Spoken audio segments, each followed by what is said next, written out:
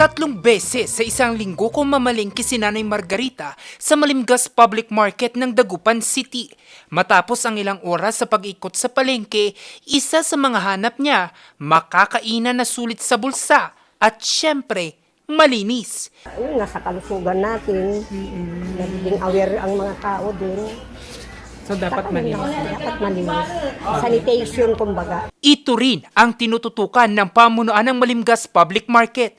Pero maliban dito, binabantayan din ang pagtatapon ng gamit na mantika ng ilang karinderya sa mga imburnal.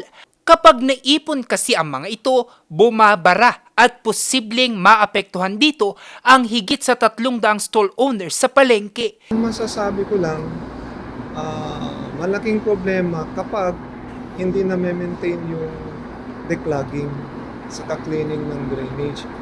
Kaya lang so far naman sa market natin para continuous yung kanilang operation. Kasi once na nag-clog ang, alam niyo na yan, kahit saan siguro pag nag-clog ang drainage, madidisrupt yung operation. Kaya naman, ang mga may-ari ng karinderya, iniipon na ang mga gamit na mantika at saka kukolektahin ng pamunuan ng palengke. Ang ginagawa namin po, nilalagay namin sa plastic.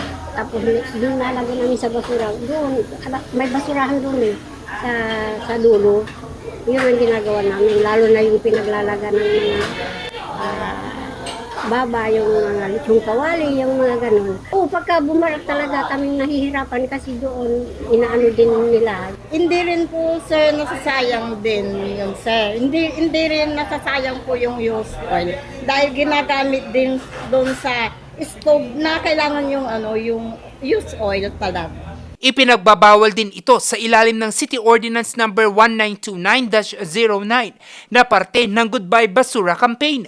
Ang mga lalabag dito ay pagbumultahin ng 300 piso sa first offense, 500 piso sa second offense at 1,000 piso para sa third offense.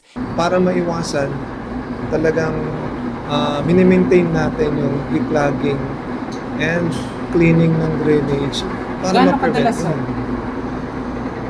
Almost every day kung maaari. Kasi ganito yan, once na napabayaan, talagang may tendency na mag-overflow. Sa ngayon, hiling ng pamunuan ang disiplina ng bawat isa. Jose Robert Inventor, RNG News.